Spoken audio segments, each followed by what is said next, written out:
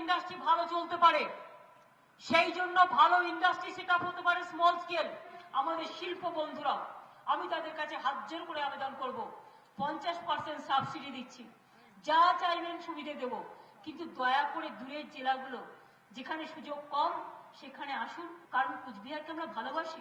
কোচবিহারের মাথাভাঙায় প্রশাসনিক সভা, লগ্নি প্রত্যাশায় করজোড়ে মুখ্যমন্ত্রী। সামনে বিধানসভা ভোট, বিরোধীদের অভিযোগ গোটা রাজ্যেই শিল্প বেহাল। উত্তরবঙ্গে অবস্থাটা আরও খারাপ।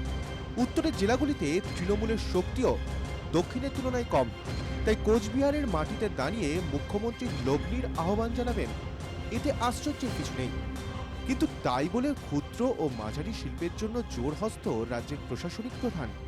যদি পশ্চিমবঙ্গের শিল্প হতো তাহলে আজকে হাত জোর করে মুখ্যমন্ত্রীকে বলতে হতো না যে ভাই যা হয়েছে আপনারা শিল্প করুন, এ কথা মুখ্যমন্ত্রীকে বলতে হতো না। মুখ্যমন্ত্রী হাত জোর করে অনুরোধ করার মাধ্যমে এটাই প্রমাণ করে দিলেন যে পশ্চিমবঙ্গের শিল্প নেই। তোলাবাজি রুখতে পারবেন? ওনার সিন্ডিকেটরা রুখতে পারবেন? ওনার পার্টির তো এরাই নেতা। বোমাবাজি রুখতে পারবেন? আইন শৃঙ্খলা রক্ষা করতে পারবেন? এরা যে কে আসবে বিনিয়োগ করতে? লন্ডন গেলেন, সিঙ্গাপুর গেলেন, সারা দেশে ভ্রমণ করলেন শিল্পপতি ধরার জন্য। যখন সব জায়গা থেকে প্রতারিত হলেন, প্রত্যাখ্যিত হলেন, এখন সেখানে গ্রামে গঞ্জে গিয়ে কুটির শিল্পের আহ্বান করতে হচ্ছে। অতএব এর থেকে বোঝা যায় যে বাংলায় 4.5 বছরে কি বৃহৎ সর্বনাশ এই সরকার করেছে। জমি নীতির জন্য রাজ্যে বড় শিল্প নেই, এ অভিযোগ নতুন নয়। তাই ক্ষুদ্র ও মাঝারি শিল্পই ভরসা। মুখ্যমন্ত্রী অর্থমন্ত্রী সবার গলাতেই গত 4.5 বছরে বারবার শোনা গেছে ক্ষুদ্র শিল্পে তরতর করে এগোচ্ছে রাজ্য।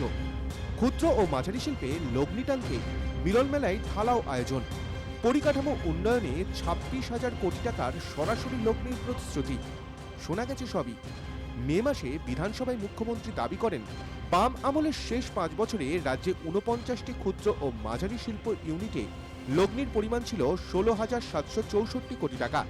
গত 4 বছরে 180টি ক্ষুদ্র ও মাঝারি শিল্প ইউনিটে বিনিয়োগের পরিমাণ এখন 55,740 কোটি টাকা।